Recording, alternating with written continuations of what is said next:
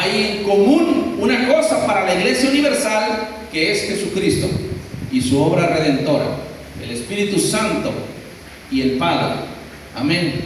Y todo lo que tiene que ver con la enseñanza bíblica. Pero cada iglesia, de manera, ¿verdad?, de manera local, se dirige y se rige según sea su conocimiento y su manera de actuar en obediencia a la palabra del Señor. Amén. Así que, bueno, vamos a leer la palabra del Señor, Mateo 16.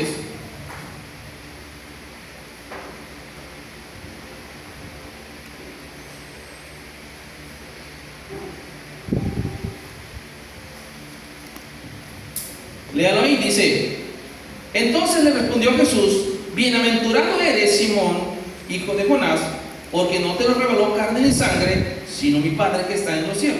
El 18: y yo también te digo que tú eres Pedro, y sobre esta roca edificaré mi iglesia, y las puertas del Hades no prevalecerán contra ella. Las puertas del Hades no prevalecerán contra ella. Yo edificaré mi iglesia.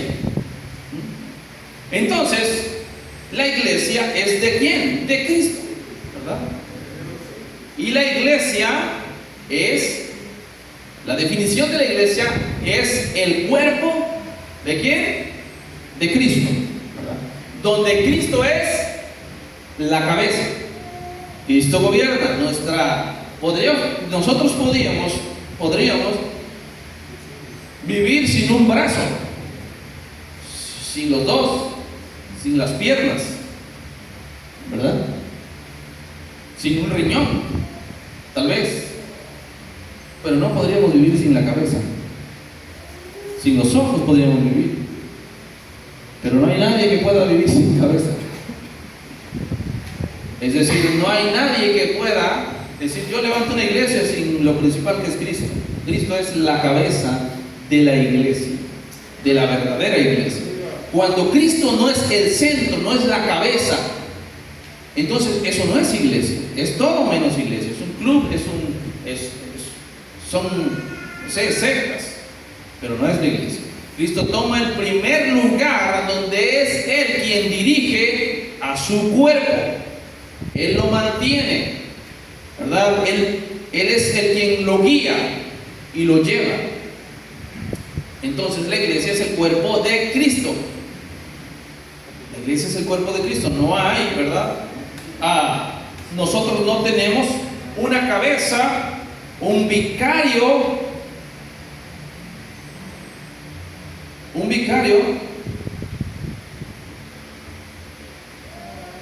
Mire lo que dice el 21, desde el 20, en Efesios: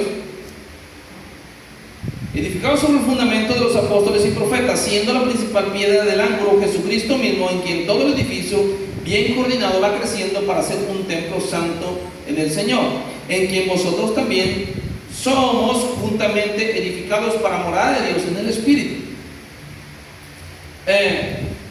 Y Cristo no solamente es la cabeza, también es el fundamento. Él es nuestro principio y nuestro fin. Es quien nos llamó, nos salvó y a quien esperamos.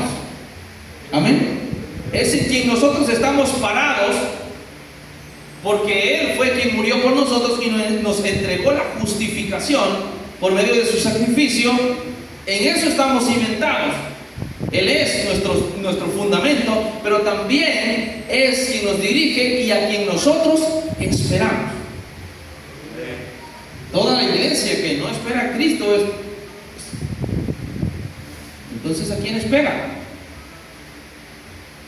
Esperamos al Señor. Y cada día nosotros debemos, como decía al principio, reformar nuestra vida para esperar al Señor. Amén. Entonces la iglesia es el cuerpo de Cristo, la iglesia universal. Ahora, ¿dónde se originó la iglesia? ¿Cuál es el origen de la iglesia? Bueno, la iglesia fue un misterio, ¿verdad? En el Antiguo Testamento, en el Antiguo Pacto. Pero Dios estaba preservando su iglesia. La reveló después que Él vino, reveló, ¿verdad?, los misterios que Él tenía Mira, vamos a Efesios 3, 3 al 6. Dice que por revelación me fue declarado el misterio, como antes lo he escrito brevemente, leyendo lo cual podéis entender cuál sea mi conocimiento en el misterio de Cristo. Misterio que en otras generaciones no se dio a conocer a los hijos de los hombres, como ahora es revelado a sus santos apóstoles y profetas por el Espíritu, que los gentiles son coherederos y miembros del mismo cuerpo y copartícipes de la promesa en Cristo Jesús por medio del Evangelio. Había una iglesia, pero no se había dado a revelar hasta que Dios revela este plan divino que nació en su corazón. Este plan divino que nació en el corazón del Señor, de Cristo, de Dios. Y Él lo revela a sus siervos. Ahora, estaba allí, pero estaba encubierto. Dios lo revela para que nosotros hoy pudiéramos entender el plan divino del Señor. Miren lo que dice también. Bueno, vamos a continuar, vamos a darle el título. Pero era un plan divino que ya estaba en el corazón de Dios.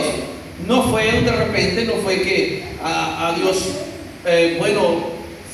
no funcionó la ley como algunos creen y Dios tuvo que tomar otras medidas y tomar otras acciones para que la humanidad no se desviara. No, Dios tenía planeado. Romanos 5 dice que en su tiempo señalado Cristo vino y murió por nosotros, quien éramos débiles, incapaces de cumplir la ley. Incapaces, no podía usted cumplir la ley. Ahora, hermano, yo quiero que usted entienda algo. Si los judíos, por su etnia, ¿verdad?, ellos tenían la ley y conocían la ley, no pudieron guardar la ley, ¿qué nos hace pensar a algunos de nosotros que podemos justificarnos por las obras de la ley? Dice Romanos que por las obras de la ley nadie puede ser justificado. Nadie puede cumplir la ley al 100%. ¿Porque la ley es mala? No, los malos somos nosotros. El problema no está en la ley, el problema está en nosotros. Cuando Pablo da testimonio de la ley que es justa, perfecta y buena, sí, está diciendo la verdad. Hay mucha gente que dice, ya ven, aquí el apóstol testifica que la ley es justa y buena y que ni una jota ni un tilde de la ley va a perecer. Eso es verdad, pero es una verdad a medias. El problema no está en la ley, ni Dios desechó la ley. Nos ayudó, nos salvó a nosotros porque no podíamos cumplir la ley. ¿Ya? Nos salvó de la maldición de la ley, porque la ley era mala. No, la ley era buena, pero causaba maldición al no cumplirla, porque dice, maldito todo aquel que no cumpliere todo lo que está escrito en este libro. Entonces era una maldición, aunque nosotros no lo sabíamos, pero era. Pero Cristo nos salvó y nos redimió. Y nos compró y reveló el misterio que Él tenía de pagar la cuenta atrasada del mundo con su expiación, con su sacrificio, para que nosotros hoy pudiéramos tener libertad. Libertad. ¿Dónde comienza la iglesia? ¿Dónde comienza la iglesia? Bueno,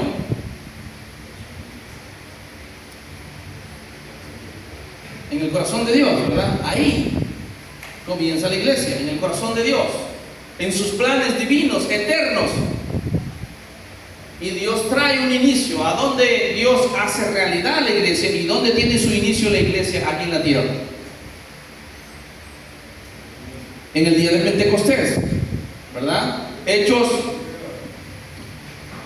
2, 1 al 4. Mire, vamos a leerlo. Hechos 2.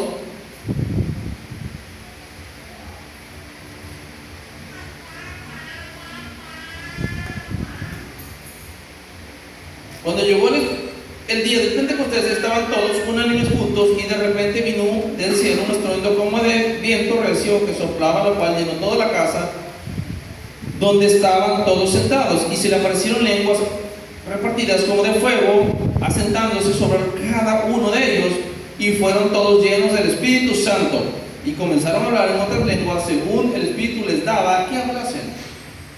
Estas lenguas revelan la urgencia que había de propagar este mensaje. No eran lenguas balbuceos, eran lenguas humanas, ¿verdad? Donde dice que había muchas personas allí de otras nacionalidades, de otras provincias, y los oían hablar ¿cómo? En su propia lengua, de modo que entendían lo que estaban diciendo. No es lo mismo que usted oiga hablar a un judío o a un árabe o a un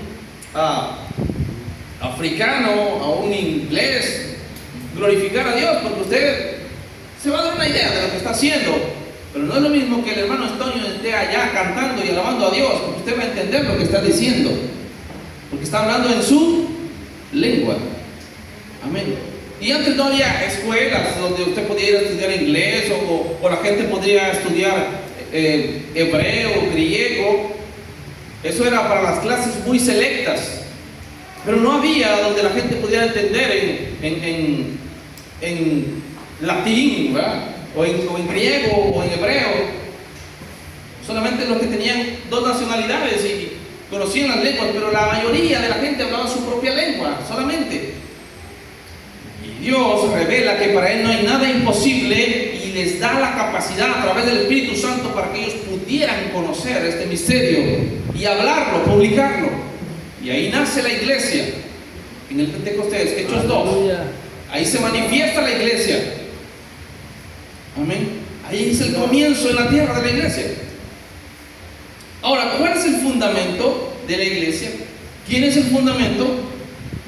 ¿Dónde estamos fundados? Dijimos Mateo 7:24. Todo aquel que me oye le compararé a un hombre prudente que edificó su casa sobre la roca. ¿Quién es la roca? La roca es Cristo. La roca es Cristo. ¿Sí? Él es nuestro fundamento. De tal manera que no hay quien pueda mover ese fundamento. No hay. Es Cristo, el Hijo de Dios, el que pagó y expió los pecados. No hay nadie que se ose en atentar con esta obra magnífica y perfecta que Cristo hizo. Él es el fundamento. No puso a nadie más, Él mismo se puso como fundamento, porque es la roca inconmovible. Inconmovible. Él es nuestro fundamento. Entonces, todo creyente que sirve a Dios, que ha entregado su vida a Cristo, no está fundado en una ideología que se desbarata a pesar de los años, que se desvanece con la filosofía hueca de este mundo, que alguien la puede destrozar y desmentir como hacen con algunas ideologías. No hay manera de que el ser humano pueda destronar y quitar el fundamento que es Cristo. Él es nuestro fundamento. Él le dijo al apóstol Pedro, ¿verdad?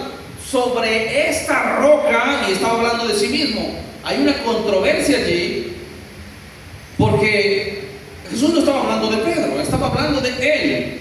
Si leemos el capítulo completo, empieza a preguntar: a ver, ¿quién dice la gente que yo soy? ¿Dónde estaba centrada la plática? ¿En quién? ¿En Pedro o en él? En él. ¿Quién dice la gente que soy? Bueno, dicen algunos que eres Juan el Bautista, otros que eres Elías, y otros que eres varios profetas mencionaron. ¿Y ustedes quién dicen que soy? Entonces Pedro responde y le dice: tú eres el Cristo, el Hijo de Dios. Y él le dice: bienaventurado Pedro, porque no te lo reveló carne ni sangre, sino mi Padre que está en el cielo. ¿Quién revela a la iglesia, a su iglesia? Dios es quien revela el conocimiento a las personas. Las personas no vienen por inteligentes, es Dios quien redarguye sus corazones. Y dice: sobre esta iglesia, sobre esta roca edificaré mi iglesia, y las puertas del infierno no van a prevalecer contra ellos. Todas las acechanzas del enemigo, que el enemigo trame contra nuestras vidas, no va a prosperar, y nosotros vamos a avanzar, porque dice que las puertas del infierno de maldad no van a prevalecer, serán derribadas. Es decir, no hay un poder mayor que el poder que Dios le ha dado a la iglesia a través de Cristo, a través de su palabra. Usted puede orar por cualquier persona que esté atada con cualquier brujería, y la palabra del Señor lo va a hacer libre. Lo va a hacer libre, porque dice: conocerán la verdad y la verdad los harán libres. No hay atadura que pueda ser mayor que el poder salvador y la gracia de Cristo. No hay. Por eso es que las puertas del infierno no van a prevalecer. Amén. Aleluya. Él es nuestro fundamento. Cristo es nuestro fundamento, de tal manera que nosotros podemos estar confiados. No nos lavaron el cerebro, no. Usted puede constatar que su fundamento es Cristo. Aunque usted no tenga clara una teología, su fundamento es Cristo. Usted no habrá podido leer todas las cláusulas de las escrituras de su carro. ¿Quiénes lo hicieron? O de su casa. Sí, saben, ¿verdad? Algún papel. ¿Alguna vez hicieron algún contrato? ¿Sí? ¿Quién ha leído todo un contrato? Es más, ¿quién ha leído el manual, todo el manual de un artículo que compra? Que levante la mano para felicitarlo. No, lo leemos. Leemos la primera hoja, ¿verdad? Como que damos por hecho que ya sabemos para qué sirve. Si es una chapeadora, pues sirve para chapear. Le echo gasolina, cuido que el aceite y san se acabó, ¿verdad? Damos por hecho. Tenemos el manual allí, sabemos que sirve para eso. El cristiano muchas veces hace eso. No conoce todas las implicaciones del Evangelio, pero sí sabe que Cristo es el fundamento. Ahora, eso no nos excusa para no cada día profundizar en ello. Pero nosotros debemos saber y entender que Cristo es nuestro fundamento y que de ahí nadie nos va. Vinieron ríos, soplaron contra aquella casa y no cayó, porque estaba fundada sobre la roca. Amén. La relación del fundamento con su iglesia. Mire cómo Cristo se relaciona con su iglesia, con nosotros. Hechos 9, mire, vamos allá. Hechos 9. Aleluya. Del 1 al 5. Saulo, respirando aún amenazas y muerte contra los discípulos del Señor, vino al sumo sacerdote y le pidió cartas para las sinagogas de Damasco, a fin de que, si hallase algún hombre o mujer de este camino, los trajese presos a Jerusalén. Mas yendo por el camino, aconteció que al llegar cerca de Damasco, repentinamente le rodeó un resplandor de luz del cielo. Y cayendo en tierra, oyó una voz que le decía: Saulo, Saulo, ¿por qué me persigues? El 5. Él le dijo: ¿quién eres, Señor? Y él le dijo: yo soy Jesús, a quien tú persigues. Dura cosa te es dar golpes contra el aguijón. Dice: yo soy Jesús, a quien tú persigues.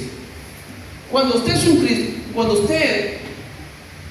es de Cristo, cuando una aflicción, ¿verdad? O alguien oprime a un cristiano, no es al cristiano directamente que está oprimiendo. Se está encauzando ¿con quién? Con Cristo. Con Cristo. Es por eso que nosotros debemos dejar que el Señor pelee nuestras batallas. Pero nosotros, hermanos, nos queremos, decía un amigo, nos queremos bajar de la cruz, ¿verdad? En calor, ya de una vez, luego le pido perdón al Señor, pero me desquito o hago algo. Todavía nuestra carne se estremece. Pero la relación de Cristo con su iglesia: yo soy Jesús, a quien tú persigues. Por tanto, el creyente debe estar consciente y confiado que cuando está sufriendo alguna persecución, Dios lo está viendo. Y Él no es injusto. Él va a obrar. Tal vez nos va a enseñar a nosotros a través de la aflicción a ser humildes. Recordaba que una vez platicaba a un padre y un hijo, me reservo el nombre, pero el padre era muy de esos que hablan fuertote. Entonces un día su hijo le dijo: papá, sí está bien, pero te voy a decir algo. El día que tú soportes que alguien te dé una cachetada o dos cachetadas por hablar de esa manera y tú te quedes callado, entonces es que realmente ya cambiaste. Mientras si quieres sacar arma y pistola, entonces sigues estando allí, ¿verdad? Hermanos, nuestra naturaleza tiene que morir, y nosotros muchas veces, bueno, ayunamos y matamos en ciertos aspectos la carne, pero el orgullo no se muere de esta manera.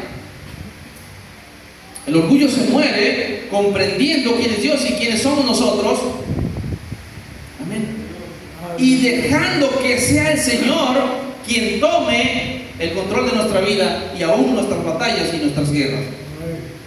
Dice: están quietos, en el libro de Reyes, quietos, yo pelearé por vosotros. ¿Quién es el que pelea su batalla? Dios pelea su batalla. Nosotros tenemos que aprender a confiar en Él. Él es nuestro fundamento y Él tiene una relación estrecha con nosotros, estrecha, cercana. Somos su cuerpo y el cuerpo de la cabeza no está dividido, está junto. Por lo tanto, si usted se da un golpe en la espalda o en el pie, es doloroso. Usted no piensa en otra cosa más que en el dolor. No es porque se pegó en el pie un martillazo y digo: bueno, como no me pegué en la cabeza no pasa nada, todo se está riendo, ¿verdad? No, se duele, ya hace un gesto. ¿Por qué? Porque está conectado.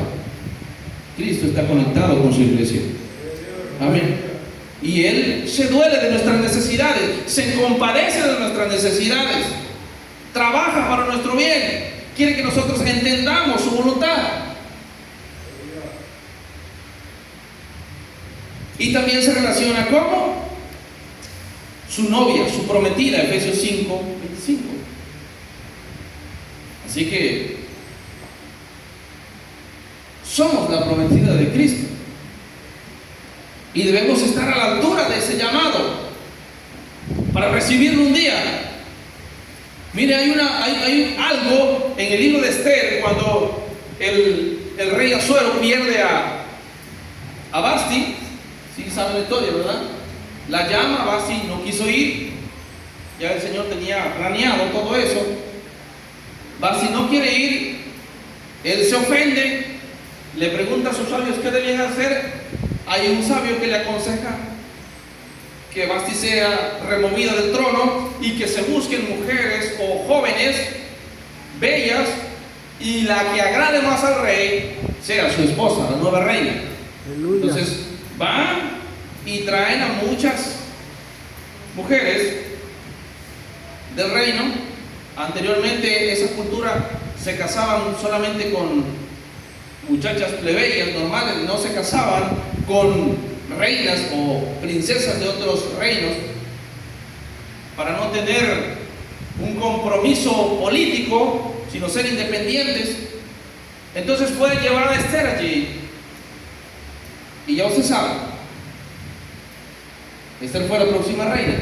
Pero hubo alguien que la preparó allí, llamado Hegai, un eunuco del rey, quien le enseñó a Esther cómo agradar al rey. Y hubo un tratamiento de belleza para Esther. Dice la Biblia que los baños, las peinaban, las preparaban para presentarse delante del rey. La iglesia está siendo preparada aquí en la tierra para un día recibir a su rey, a su Señor, y presentarse delante de Dios. Estamos siendo preparados. Por eso continuamente necesitamos ser reformados, transformados. Amén. Para que nuestra vida alcance, ¿verdad?, cada día más el carácter de Cristo. Así que mire lo que dice Apocalipsis 19, 19:7. Gocémonos y alegrémonos y démosle gloria, porque han llegado las bodas del Cordero y su esposa se ha preparado. Y a ella se le ha concedido que se vista de lino fino, limpio y resplandeciente, porque el lino fino es las acciones justas de los santos. Así que usted se está preparando. No debe manchar su vestido con el mundo. Usted es de Cristo. Si usted le ha entregado su vida a Cristo, usted es de Él. No hay un medio término. ¿Quién que tuviera una prometida o un prometido que le estuviera cerrando el ojito y coqueteando a otro, lo iba a aceptar? ¿Quién? ¿Ah? ¿Qué iban a decir las hermanas? Lo mando a volar en un 2x3. ¿Verdad? Que se vaya. No lo quiero. ¿Soy yo? O nadie. ¿Ah? Soy yo nada más. ¿Cómo que le anda cerrando el ojito, mandando? Ya ahora no le cierran el ojito, ya eso pasó de moda. ¿Y cómo que le anda texteando a alguien más y le manda caritas sonrojadas, corazones? No. Bueno, ¿qué nos hace pensar a nosotros? ¿Qué les hace pensar a ustedes que usted puede coquetear con el mundo y estar con Dios? No se puede. Somos solamente de un dueño, dice la palabra del Señor. Comprados sois por precio. Somos de Él y solo de Él. Yo Jehová, Dios lo anuncia y dice: yo Jehová soy fuerte, primeramente, fuerte, poderoso. Y también nos dice: soy fuerte y celoso. Así que Dios, usted regularmente, si usted está jugando al cristiano, si usted está queriendo sonreírle al mundo y estar en Dios, usted no es de Dios. Usted está creyendo, usted está engañado. Usted es de Dios y usted vive para su gloria, y solo eso. No hay un medio término, solamente hay eso. Si es que somos de Cristo. Amén. Y nos estamos preparando para recibir al Rey. Sigamos.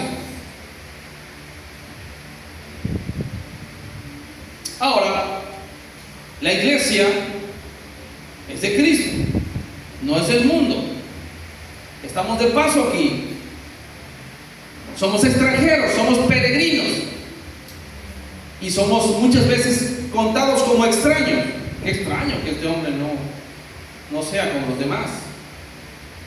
Pero la gente no nos ve bien. Muchas veces no lo ve como wow.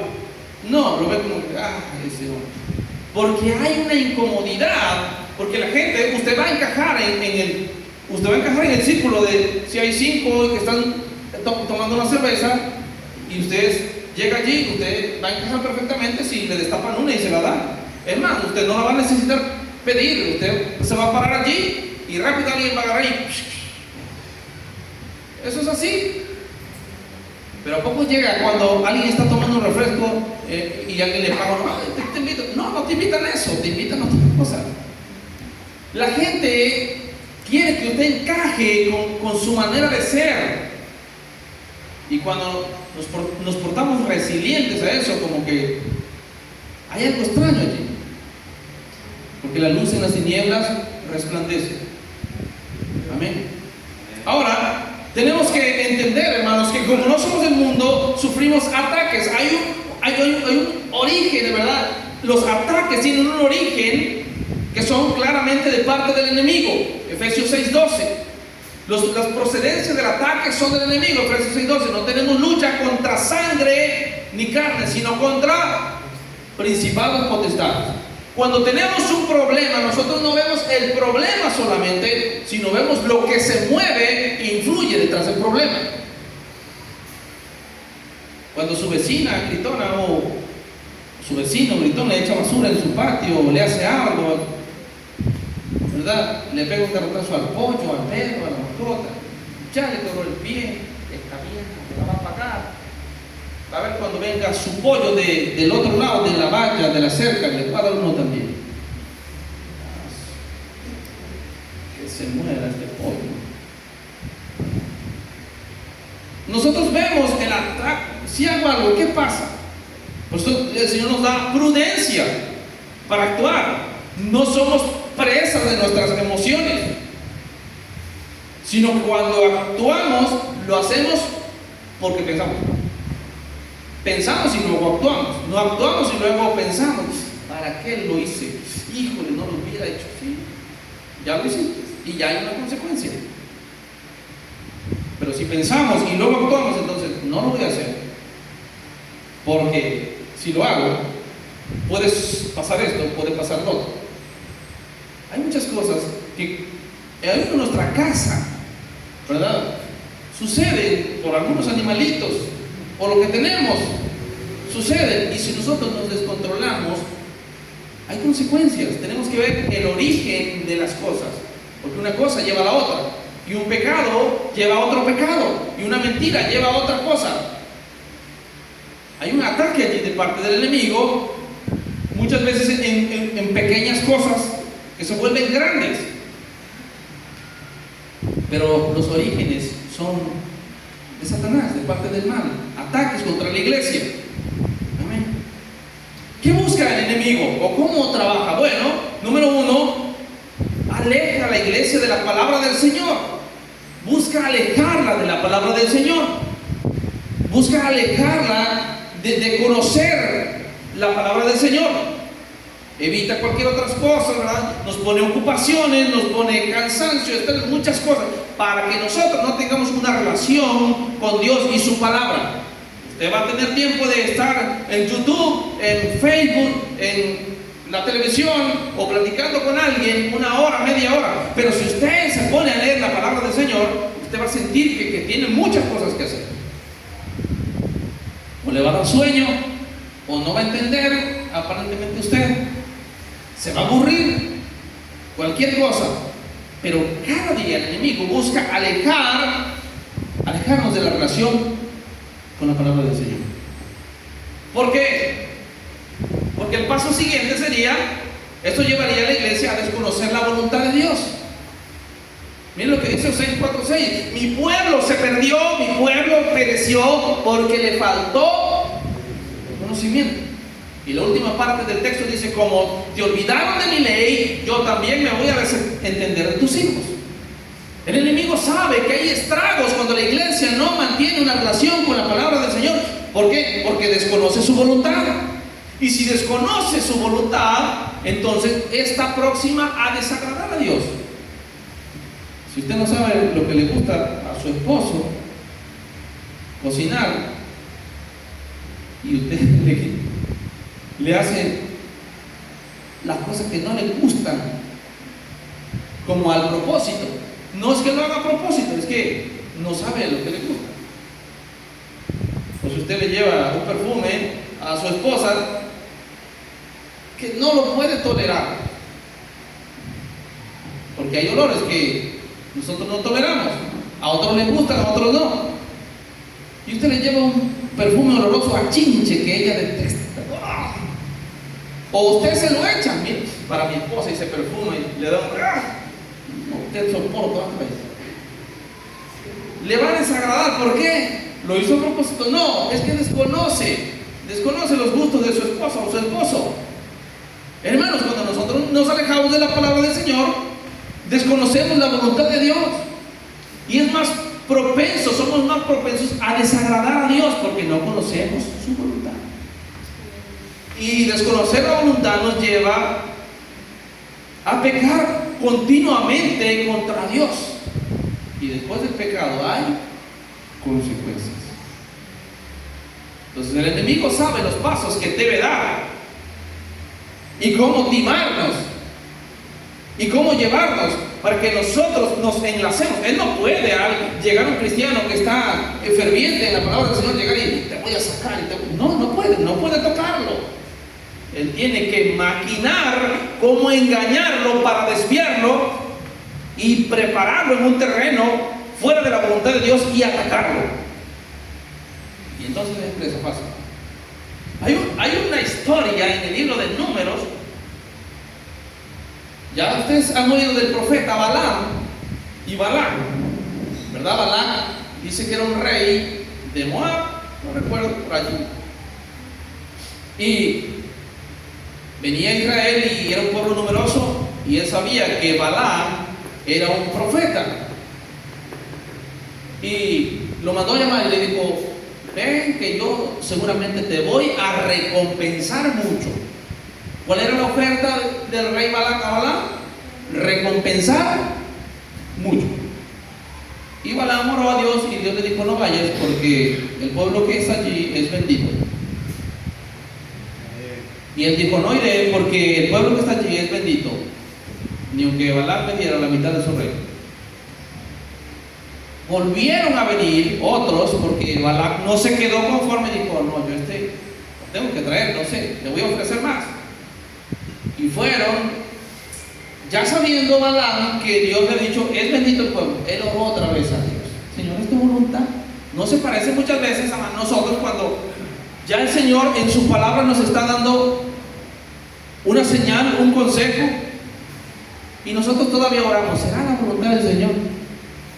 ¿Será que yo me case con esta hermana o este hermano? No es pagana, pero no es cristiana, pero yo la convierto. Sí, lo va a convertir en su mujer, en su esposa, o viceversa. Usted no se lo va a ganar, pero voy a orar al Señor porque el Señor me la dé. Dios no le va a responder esa oración. Usted se va a enlazar en sus palabras. No ore a Dios cuando su palabra dice: no esté orando, hermano, no esté perdiendo el tiempo ahí, porque usted se va a engañar. Engañoso es el corazón más que todas las cosas. Y Dios le permite a Balaam y le dice: ve, eso es tú. Vio su corazón, su inclinación. ¿Dónde estaba su corazón de Balaam? En el money, cash, ¿verdad? Dinero, plata. Y fue. Y como vio el ángel de Dios que sus intenciones de Balaam eran avariciosas, lo iba a matar. Y la burra habló. La burra lo libró, la asna. Y todavía le pegó: ¡ah, burra! ¿Cuántas veces nosotros renegamos cuando se presenta una situación sin conocer? Dice la Biblia: den gracias a Dios en todo. A veces vamos en un lado, hay algo, un percance en el camino, no sé, y nosotros tengo que llegar rápido y me molesta. ¿Usted cómo sabe si adelante Dios no lo está librando de un accidente? Usted iba a morir, o algo le iba a pasar. ¿Para qué me dejó el camión esta gente? ¿Usted cómo sabe? Dios pudo haberlo librado de algo. Por eso el apóstol Pablo dijo: den gracias a Dios en todo. Balaam reniega, le pega a su asna con mucha furia, y la asna le responde: ¿por qué me pegas? ¿Acaso yo te he hecho algo así alguna vez? ¿Por qué me pegas? Y Balaam dijo: no, solo te pegaría, si tuviera una espada te mato. Y le dice: ¿acaso yo te he hecho así alguna vez? No. Entonces le entra raro y levanta la vista, y el ángel de Jehová estaba allí para matarlo. Ya no sabemos la historia. Balaam llega, no puede maldecir al pueblo porque Dios le ha dicho: no lo vas a maldecir. Y cuando Balaam lo lleva en diferentes flancos, Balaam solamente bendice al pueblo. Entonces Balac está decepcionado. Miren lo que dice Números. Vamos a Números. Aleluya. Números 24, 11. Le dice Balac a Balaam: ahora huye a tu lugar. Yo dije que te honraría, mas he aquí que Jehová te ha privado de honra. Pues ni modo, Balaam, tu Dios te ha privado del privilegio que yo te iba a dar. Y parece que Balaam se fue. Pero si leemos en Números 25, vamos al 25, vamos a leer el 31 y luego leemos el 31, el 25, vamos al 31, Números 31, 16. Miren lo que dice.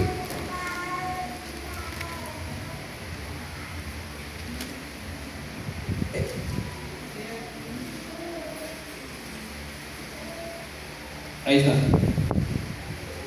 Dice: Y Moisés le dijo: ¿por qué habéis dejado convidar a todas estas mujeres? Y aquí que por consejo de Balaam, ellas fueron causa de que los hijos de Israel prevaricasen contra Jehová en lo tocante a Baal peor, por lo que hubo mortandad en la congregación de Jehová. ¿Por consejo de quién? Miren lo que dice el 25. Ahora vamos al 25 para que usted comprenda. Número 25, 1 al 3. Dice: moraba Israel en Sittim, y el pueblo empezó a fornicar con las hijas de Moab, las cuales invitaban al pueblo a los sacrificios de sus dioses, y el pueblo comió y se inclinó a sus dioses. Así acudió el pueblo a Baal peor, y el furor de Jehová se encendió contra Israel, y la ira de Dios se encendió contra Israel. ¿Por causa de quién llegaron esas mujeres allí? Por consejo de Balaam. Bien coquetonas, a invitar a los hijos de Israel. Invitaron a los de Moab, invitaron a sus mejores candidatas. Vayan y no invitaban invitaban a los líderes de familia, porque esos influían. Mujeres hermosas llegaban a seducir a los israelitas y a llevárselos, porque el hombre que no piensa en hacer la voluntad del Señor, sino solamente en Él, es presa fácil del pecado. Los israelitas iban y le decían sí a todo a las mujeres, hasta adorar a Moloch y a los dioses. ¿Quién le dio el consejo a Balaam? A Balaam, fue Balaam. Le dijo: bueno, no lo podemos hacer pecar, Balaam, pero sí te voy a dar un consejo. Mira, envía a esas mujeres que ellos pequen. No podemos hacerlos pecar, pero sí podemos enviar la tentación. Y entonces ellos van a pecar, y cuando ellos pequen, su Dios mismo los va a matar. Y eso fue lo que pasó. Entonces, la astucia de Satanás, hermanos, no la debemos subestimar. Él trabaja, maquina, es engañador, es estratega. Tiene miles de años de ser diablo. Y nosotros, unos cuantos añitos de estar aquí, medios chancualeados algunos somos, ¿verdad? Y ahí estamos, y ya queremos, el enemigo lo reprendo, lo hago. No, espérate. Someteos a Dios, resistid al diablo y él huirá de vosotros. Nosotros no estamos capacitados para pelear una lucha de poder a poder. Es Dios quien pelea nuestra batalla. Es Dios quien la pelea. Nuestro objetivo, propósito es obedecer a Dios. El pueblo de Israel desobedeció. No tendrás dioses ajenos delante de mí. No lo tendrás. Él desobedeció, y la causa fue el castigo severo de Dios contra el pecado. ¿Por qué? Por ignorar la voluntad de Dios. Entonces no debemos ignorar que la iglesia sufre ataques continuamente contra ella, y el enemigo maquina pensamientos para hacer caer al cristiano. El cristiano tiene que tener un objetivo claro: agradar a Dios, vivir para su gloria. Vivir para su gloria. Ahora, todas estas persecuciones espirituales se dan. En el pasado ya se dio, ¿verdad? Las persecuciones contra los cristianos físicas. Cuando Decio, el emperador, en el año 250 empezó a perseguir a los cristianos hasta reducirlos a las catacumbas. Pero la iglesia estaba fuera. Entre más nos perseguían, más se multiplicaban. Entre más nos atacaban, más se reproducían. No podían con ellos. Hasta que el emperador, ¿verdad? Constantino hizo la famosa edicto de Milán en el año 313, cuando hizo la amnistía con la iglesia. Entonces ya nadie era perseguido, tenía libertad. Eso era bueno. Seguro que los cristianos oraron por ello. Y Dios les oyó. El punto que la iglesia empezó a conformarse. La iglesia empezó a dar por sentado la gracia de Dios. La iglesia empezó a mezclarse con el mundo. Y empezó a perder fuerza. Y se mezcló en la política. Y hubo tantas cosas allí. Hasta que Dios tuvo que reformar la iglesia. Tuvo que sacar. Y aquí estamos hoy, sufriendo batallas. ¿Por qué? Porque el enemigo lanza ataques continuos contra la iglesia. La falsa doctrina, la falsa enseñanza, la ignorancia, todo eso. Y nosotros tenemos que estar alertas, hermanos, y conocer la voluntad del Señor. Romanos 12:1: os ruego por la misericordia de Dios que presentéis vuestro cuerpo en sacrificio vivo y santo, vuestro culto racional, para que no se conformen a este siglo. 12:2: sino renuévense por medio de la renovación de vuestro entendimiento, para que comprueben cuál es la voluntad de Dios, agradable y perfecta. Usted debe comprobar cuál es la voluntad de Dios para su vida. Yo debo comprobar. La voluntad del Señor no es que usted permanezca ignorando su voluntad, ignorando las promesas de Dios. Quiere que usted las conozca, que yo las conozca, para vivir conforme a ellas. Amén. En muchas ocasiones, hermano, la iglesia olvida quién es su enemigo. Eso le pasó a la iglesia del pasado. Olvidó que tenía un enemigo llamado Satanás, que el Señor lo reprenda. Olvidó sus maquinaciones, lo subestimó y cayó en la falsedad, en la hipocresía, en la mezcla, en el libertinaje. Cayó allí. ¿Por qué? Porque olvidó quién era su enemigo.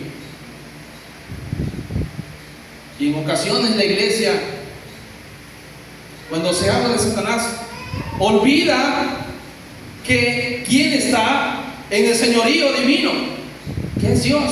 Y nos las pasamos enfocados en que Satanás por aquí, Satanás por allá, que olvidamos en hacer la voluntad de Dios. Nosotros tenemos que mantenernos en el centro de la voluntad de Dios, sobrios, velando, sabiendo que el enemigo anda como león rugiente, buscando a quien devorar, pero que yo debo ser sobrio y debo velar. Amén. ¿Cuáles son nuestras garantías como iglesia? ¿Tenemos garantía? Todo lo bueno tiene garantía, ¿sí o no?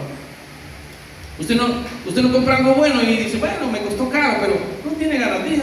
No, usted no va a tener garantía lo que compra ahí en la tienda de 2 pesos o 3 pesos. A eso no hay garantía. No hay manera de cubrir la garantía por su. Pero lo que es de costo tiene garantía. La iglesia costó la sangre de Cristo, la vida de Cristo. Entonces hay una garantía para nosotros. Vamos allá rápidamente. Y en San Mateo 16: las puertas del Hades no prevalecerán contra ella. Es una garantía de que el mal no va a resistir. Juan 16:33. Mira lo que dice.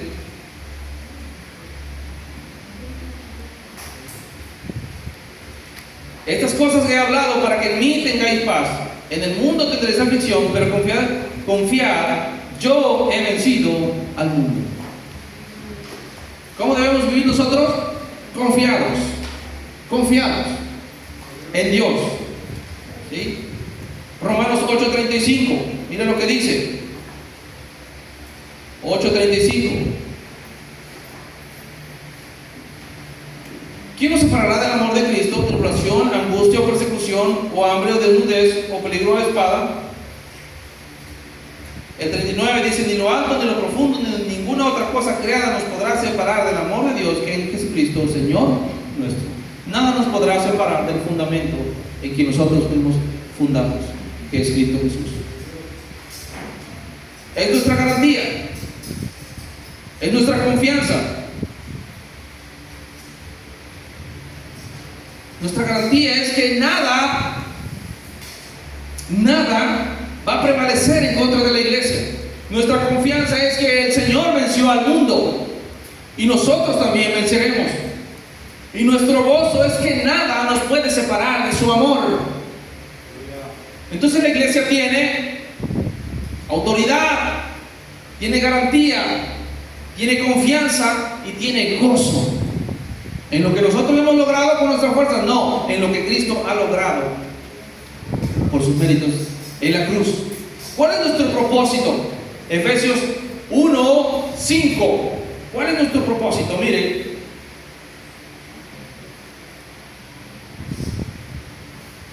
En amor, habiéndonos predestinado para ser adoptados hijos suyos por medio de Jesucristo, según el puro afecto de su voluntad, para alabanza de la gloria de su gracia, con la cual nos hizo aceptos en el amado. El objetivo de la iglesia es glorificar a Dios, para alabanza de su gloria. Glorificar a Dios, para que los hombres vean vuestras buenas obras y glorifiquen a Dios. Dice en el libro de Mateo. Segundo, predicar el evangelio y llevar a las personas a Cristo, Hechos 1:8. Ese es nuestro propósito. Si no estamos haciendo eso, estamos careciendo de su propósito. Reflejar su santidad, Romanos 1:6 y 7. Proyectar luz en las tinieblas, Mateo 5:14. La luz en las tinieblas resplandece, no se enciende un candelero y se pone debajo de un almud, sino que arriba para que todos alumbre a todos. No escondemos nuestra fe. Usted no anda ahí, no, si soy cristiano. Si le preguntan, soy cristiano. Y si no me preguntan, no soy, y yo paso desapercibido delante de todos. No, usted es luz y debe alumbrar. Yo soy luz y debo alumbrar. Se debe proyectar mi luz. La luz en las tinieblas resplandece, Mateo 5:14-16. Siguiente, fomentar el amor y la comunión entre los creyentes, la coinonía. Nosotros como creyentes debemos provocarnos al amor y a las buenas obras. No debemos ser cristianos individualistas. Somos cristianos que tenemos un cuerpo. Por lo tanto, debemos fomentar esto, fomentar la confianza, la justicia entre nosotros. ¿Por qué? Porque eso va a hacer que los hermanos sepan con quién contar. Un cristiano debe sentirse confiado de que tiene hermanos. En cualquier necesidad pide un grito de auxilio y los hermanos lo socorren. Debe sentirse confiado en ello, porque estamos fomentando la coinonía, la cercanía entre unos a otros.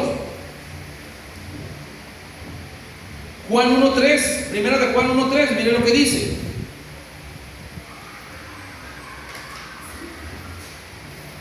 Lo que hemos visto y oído, eso anunciamos, para que también nosotros tengamos comunión unos con otros. Y nuestra comunión verdaderamente es con el Padre y con el Hijo Jesucristo. Estas cosas les escribo para que vuestro gozo sea cumplido. La comunión unos con otros.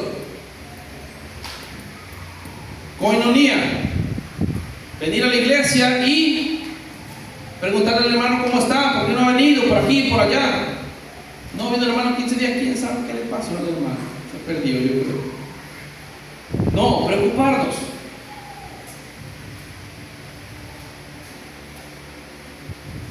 Nuestro propósito es ser templo del Señor, que el Señor habite en nosotros. Primera de Corintios 3:16. Nuestro propósito también es promover justicia entre las personas, entre la gente.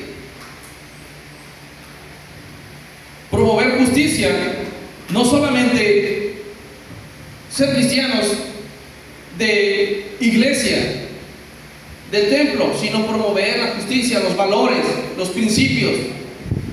Primera de Pedro 2:11.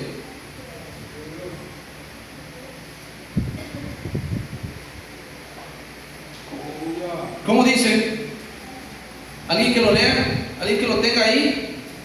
Primera de Pedro 2:11. ¿Qué dice, hermano?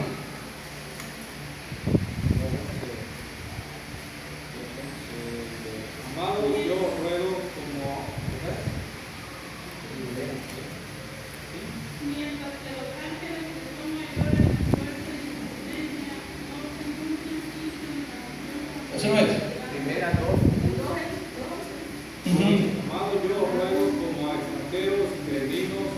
que os abstengáis de los deseos carnales que batallan contra el alma. El 12. Manteniendo buena vuestra manera de vivir entre los gentiles, para que en lo que murmuran de vosotros como de malhechores, glorifiquen a Dios en el día de la visitación al considerar vuestras buenas obras. Entonces, ¿qué van a ver los de fuera de nosotros? Vuestras buenas obras. No es que nosotros solamente somos de aquí, nos conocen los de aquí, y allá afuera nadie los conoce. No, sí, la gente debe notar nuestras buenas obras. La iglesia, hermano, muchas veces nos hemos encajonado y somos muy evangélicos, pero no somos evangelísticos. ¿Verdad? No somos evangelísticos. Hermanos, el camino de la verdad siempre va a ser el más resistido. Nunca vamos a encontrar nosotros cambios sin una confrontación, sin una reforma en nosotros mismos.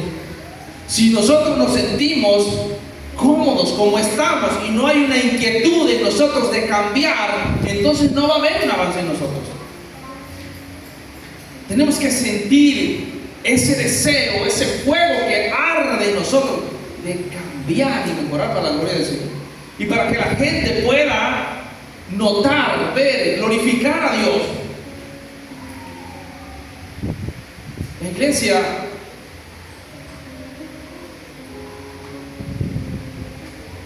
está en problemas, hermanos, porque muchas veces vivimos con tan poca pasión, con tan poco deseo de agradar a Dios.